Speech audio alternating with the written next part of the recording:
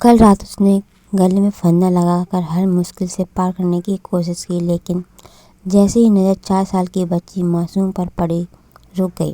دھیرے دھیرے اسٹول سے نیچے اتر کر اس کے پاس آئی اور آنسو کے ایک سیلاب کے ساتھ معصوم کا ماتھا سہلاتے ہوئے اس نے ہر درد کو سہتے ہوئے اسے پرورش دینے کا وعدہ کیا۔ اور صبح کے انتظار میں اس کی آنکھ لگ گئی۔ پھر دوسرے دن شروع ہوئی اس کی نئی کہانی۔ اس کی آنکھ کھلی تو معصوم کو اپنے دامن سے لپٹا پایا، اس کا ماتھا چوم جیسے ہی اٹھی دیکھا چارپائی پر دیسی شراب کے نشے میں سویا پتی اب بھی ویسے ہی پڑا ہے جیسے رات میں اس نے پھندا لگاتے سمے دیکھا تھا۔ وہ پاس گئی اور اسے جگانے کی کوشش کی، لیکن کوئی حرکت نہیں تھی۔ اس کے شریر میں اسے ناک کے پاس ہاتھ لگا کر بھی دیکھا، نہ کوئی سانس نہ بچی تھی۔ وہ وہیں زمین پر دھم سے بیٹھ گئی، آنکھ سے آنسو نکلا، تھوڑی دیر ویسے ہی بیٹھی رہی۔ 17 سال کیسے جیے اس رشتے میں یہ وہ جانتی تھی۔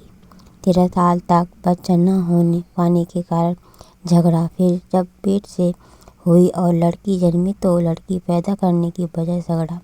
شادی کے کچھ وقت بعد سے ہی صبح گالیوں سے شروع ہوتی اور شام ہوتے ہوتے پیٹھ یا چہرے پر پتی کے ہاتھوں کی چھاپ پڑ ہی جاتی۔ شروع میں اسے سمجھ میں نہیں آتا تھا کہ اس کی کس غلطی کی سزا اسے دی جاتی ہے، لیکن پھر اسے سمجھ آنے لگا کہ اپنی عورت پر ہاتھ اٹھانا مردانگی کی نشانی مانتا تھا۔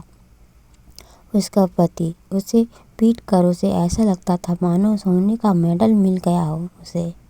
کچھ دن میں وہ چپ رہی، لیکن پھر جھگڑا برابر سے ہونے لگا۔ اسے اپنے جھگڑے میں کچھ غلط بھی نہیں لگتا تھا، اپنی پیروی کرنے کا حق رکھتی تھی۔ دن مہینے سال نکل رہے تھے۔ معصوم کی پیدائش کے سال میں دوسری عورت بھی لے آیا اس کا پتی، لیکن وہ اس گھر سے نہ نکلی۔ پتی سے کہہ دیا اس کے ساتھ رہنا ہے تو رہو، لیکن میں یہ گھر چھوڑ کر نہیں جانے والی۔ کچھ مہینے وہ دوسری عورت بھی اس گھر میں نہیں رہی، پھر بھاگ گئی کسی اور کے ساتھ اور اس کا پتی واپس آ گیا۔ یوں تو مار پیٹ روز روز کی بات تھی اس کے لیے، لیکن کل جانے کیا ہوا کہ اس نے مرنے کا فیصلہ لے لیا۔ شاید معصوم کو یوں پیٹتا دیکھ لینا اس کو برداشت نہیں ہوا۔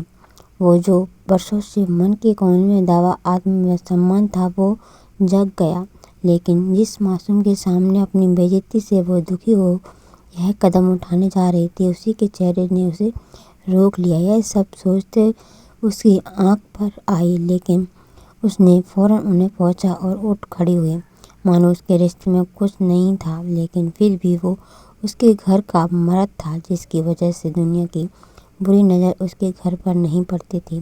اس نے پتی کو چادر سے ڈھکا اور باہر نکلا، پڑوسی سے مدد مانگی اور انتم کریا کر دی۔ پڑوسنی عورتیں خسر پھسر میں لگی بتیاتی رہی کہ کیسی عورت ہے یہ، ایک آنسو نہ بہائی اپنے مرد کے لیے مرنے پر، جو سنتی رہی جگ کی ریتی رواج۔ اور پھر سب چلے گئے اور وہ رہ گئی اکیلی اپنی معصوم کے ساتھ گھر کی اکیلی مرد۔ اب شروع ہوئی تھی اس کی زندگی کی اصلی کہانی۔